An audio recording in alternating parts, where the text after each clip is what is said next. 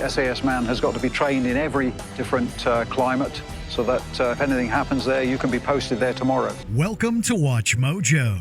And today we're counting down our picks for the most efficiently dangerous Special Forces teams from around the world. What you're doing is you're taking elite soldiers out of Special Forces and Rangers, and you're training them to ridiculously high levels.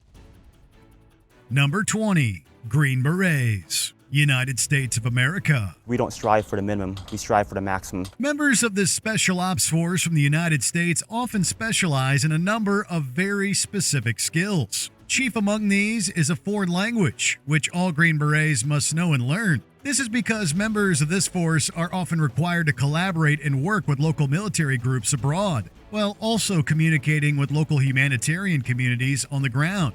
Elsewhere, Green Berets can also be counted on when it comes to counterterrorism efforts, as well as what's known as unconventional warfare. We are able to accomplish many tasks with few men. This can include, but not be limited to, training foreign military and resistance groups that align with American interests in those countries. Number 19, Special Boat Service, SPS, United Kingdom. The Royal Navy possesses a long and rich history of serving the United Kingdom, with its SPS subdivision being introduced during World War II. Information regarding their operations are kept under the highest security, but are known to have pivoted toward counterterrorism operations around the tail end of the 1980s. The Special Boat Service possesses a motto of by strength and guile, and can conduct maritime offensive actions such as airstrikes or coordinated demolitions assault. Additionally, SPS members are forced to undergo a rigorous selection process, so that only the best of Britain's best wind up making the cuts. Number 18, Spetsnaz GRU, Russia. Целуешь, поднимаешься, надеваешь берет и со всей волей в кулаке ты кричишь это заветное слово «Служу Российской Федерации спецназу». It's important to differentiate here the difference between Russia's Spetsnaz GRU and the more general umbrella term of Spetsnaz forces that exist in other post-Soviet states, such as Ukraine. The Spetsnaz GRU occupy a specific area of Russia's military intelligence and possess a history that dates back to sabotage operations during the Cold War. There's an air of mystery today when it comes to the level of involvement of Spetsnaz groups in Russia, partially due to members being reassigned over the years following Soviet collapse. What is known is that the training here is high level and often involves personal combat at every level. Together with extensive demolitions and counterterrorism training, additional activity from GRU groups has also been reported within the ongoing conflict in Ukraine. Number 17, Yer Core Denmark. The Scandinavian country of Denmark often collaborates with allies abroad when it comes to operations within their own special forces group, the Yer Core. Members of this exclusive outfit have been known to collaborate on training exercises with the United States and Britain, for example, while the Yer Corps' own history dates back largely to Cold War reconnaissance. It's been asserted that only 10% of those who apply to the rigorous series of training courses wind up becoming a full-fledged member of the Yer Corps. Those who do succeed, however, can be assured that they've received elite training in hand-to-hand combat, marksmanship, and even demolitions. Number 16. EKO Cobra, Austria. Members of the federal police force within Austria who are seeking to advance to the next level may apply to become a member of that country's Einsatz Commando Cobra unit, also known simply as EKO Cobra. Cobra, like the badass snake. The selection process includes a minimum 6-month training period, wherein applicants will undergo training in foreign language, rappelling, physical combat, and sniping. The EKO have also collaborated on training exercises with allies abroad, and this preparedness has resulted in a number of successful operations over the years. These include a specific instance where an EKO Cobra team was able to stop an airline hijacking while it was still in the air, back on October 17, 1996. Number 15. Commando Spezialkräfte, Ksk Germany. The Munich massacre that occurred during the 1972 Summer Olympics in West Germany served as a catalyst for many countries to increase specialization within their armed forces. Germany's GSG 9 was created in the aftermath of this attack. While the country's Commando Special Crafter, or KSK, was created in 1996 to deal with extraction and evacuation of German citizens abroad, today members of the KSK specialize in counterterrorism measures abroad, as well as infiltration and unconventional warfare. However, the group's secretive nature has led to allegations of internal far-right sympathy and toxicity within some of its companies. The unit has a toxic leadership culture and cannot continue to exist in its present form. This has resulted in some KSK companies being disbanded, while the group as a whole has worked to repair its image by including women amongst its current active ranks. They're suspending special forces missions and ending aspects of what this particular unit has been doing. Number 14. Gruppo di Intervento Speciale, GIZ Italy. The roots of Italy's Gruppo di Intervento Speciale come from its Carabinieri, a police force that works at both the local and federal levels. This has resulted in a transformation from something like a police special squad to an elite group of Italy's most esteemed tactical specialists. Memories of the years of lead, a period of violent crime, kidnappings, and clashes between extremist groups from both the far right and far left, are still fresh within the minds of many Italian citizens. Bomb attacks, kidnappings, and targeted killings. Railway stations, trains, public buildings, political rallies, all targeted by bombs. Trade unionists, magistrates, journalists, policemen, elected officials, all murder victims. As a result, the GIS specializes in hostage safety and rescue, while also operating in the riskiest counterterrorism operations at home and abroad. Number 13. Marine Commando Force, Marcos, India. It was through the assistance of both Britain's SPS and the United States Navy SEALs that rigorous training of India's Marine Command Force was achieved back in the mid-1980s. Today, that force, often known simply as Marcos, continues to work together with the international community on joint operations, primarily of a maritime nature. Details of the work are kept largely in shadow, while applicants to Marcos should expect at least 6 to 8 months of intense training. The failure rate for many hopefuls is between 80 to 85%, but those who see it through to the end have experienced training in diving, recon and combat, not to mention anti-piracy and terrorism operations. Number 12. Fuerza de Guerra Naval Especial, FGNE, Spain.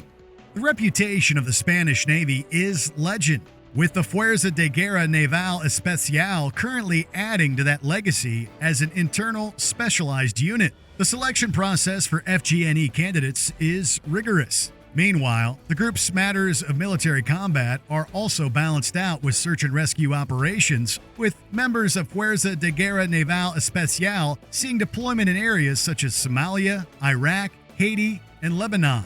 Additionally, trained personnel within the FGNE are often trained in diving, demolitions, and bomb defusing, ensuring that their varied skills can come in handy in both peacetime and war. Number 11. Snow Leopard Commando Unit, the People's Republic of China. 其实想成为一名特战队员，需要你经历特别艰苦的这个训练。 There is a lot that falls under the umbrella of interest for the Snow Leopard Commando Unit within the People's Republic of China. The actual existence of the group remained a secret for years before it was officially revealed in 2006, and their actions read like a veritable laundry list of policing and enforcement. Counterterrorism operations, riot control, bomb disposal, hostage extraction, even executing search warrants under dangerous circumstances, the Snow Leopard Commando Unit has done it all. The group's training also involves tests of both physical and psychological endurance, a high standard that's designed to ensure resilient and formidable members across the board. 但是很多人通过看电视、看电影，他不知道，需要经历怎样的这个痛苦，你才能达到这种能力。Number 10. National Gendarmerie Intervention Group, GIGN, France. After the deadly terrorist attack at the 1972 Olympics in Munich, France assembled an elite SWAT team designed to specifically deal with hostage situations. but whose expertise has since broadened in scope. With over 100 anti-terror missions, organized crime, and hostage rescue operations every single year. With approximately 380 operatives, each member undergoes a rigorous training period of 14 months that consists of weapons training, airborne insertion, and survival skills in almost any environment. The GIGN also has one of the best shooting schools in the world, producing some of the most skilled long-range marksmen in the field today. Although their operations are largely classified, the successful rescue of 166 hostages from a hijacked Air France flight in 1994 solidified GIGN's reputation for tactical prowess. When the terrorists started firing with an automatic weapon on the tower, there was danger inside the plane, so we now had justification for an armed attack. Number 9. Grom Military Unit, Poland. When Poland sends in their special forces, they bring the thunder.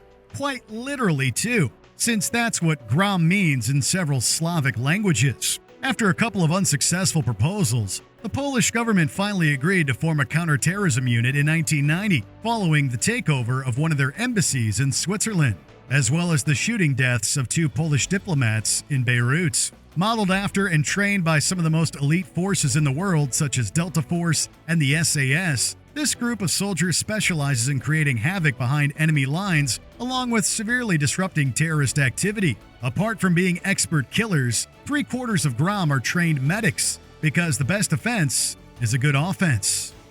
Number 8. Sayeret Matkal, Israel. This top-secret branch of the Israeli Defense Force, IDF, specializes in deep reconnaissance and intelligence gathering techniques. Its existence wasn't acknowledged for almost 30 years, and its personnel was selected purely based on their skills and referrals. It is closely modeled after the British SAS, going so far as to even borrow their motto, "Who dares, wins." After completing a rigorous and exhausting selection process, recruits undergo approximately a year and a half's worth of training, including counterterrorism, parachuting, and multiple forms of combat, such as Krav Maga, a brutal style of self-defense that was created by the IDF itself. To serve in IDF Special Force units, you must pass several rigorous exams, which test both intellectual and physical abilities. Since many missions require you to carry tons of equipment and survive under harsh conditions, you must be prepared. Unlike Israel's naval commandos, Sayeret 13, Sayeret Matkal is primarily a strategic unit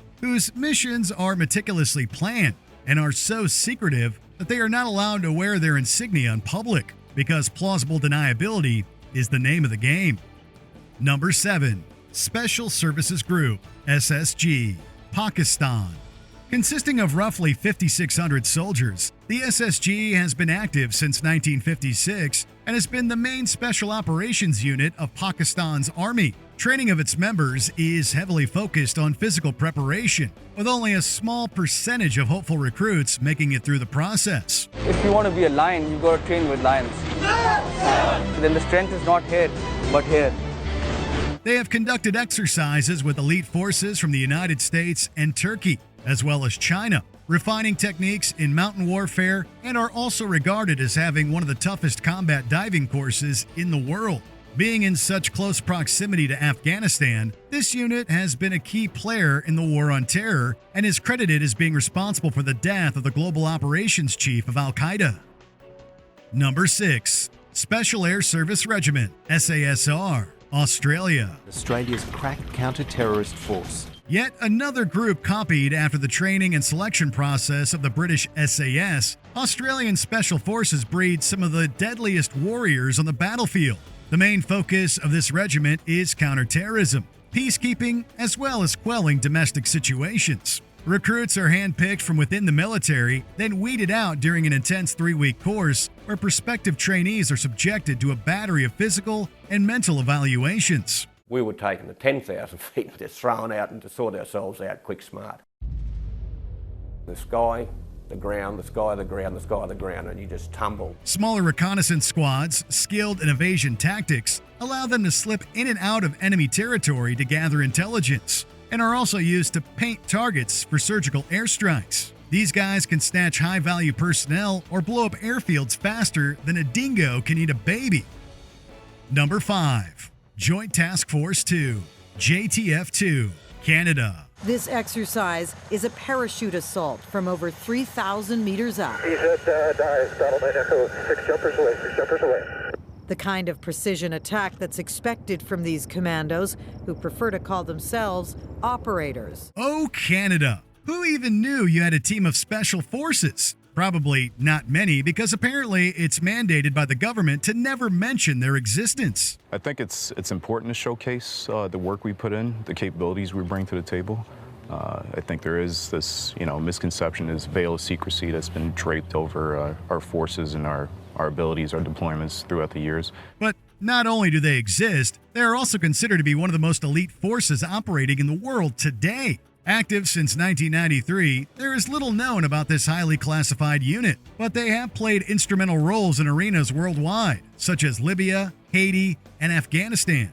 Their involvement in the rescue of 3 peacemakers in Iraq was lauded by British and U.S. officials. Apart from acting as bodyguards to military and government executives traveling outside the country, they also helped secure facilities during the 2010 Winter Olympics.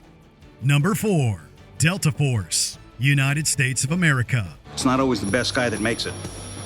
It's the right guy. Officially known as the 1st Special Forces Operation Detachment Delta, it's almost impossible for a list like this not to include these bad boys. For those on the inside, it's just CAG, Combat Applications Group. Because no one speaks of Delta Force officially. Established in 1977, this group of operatives excels at missions involving counterterrorism, hostage rescue, and reconnaissance. Like most other special forces, members are chosen from within the military, and the percentage of those who actually pass remains incredibly low. What you're doing is you're taking elite soldiers out of special forces and rangers, and you're training them to ridiculously high levels. However, once successful, further vetting from the CIA can result in Delta operators inducted into even more highly covert units. Although most of their operations are classified, their involvement has come to be known during Operation Desert Storm, as well as Operation Gothic Serpent, which was made famous in Ridley Scott's Black Hawk Down.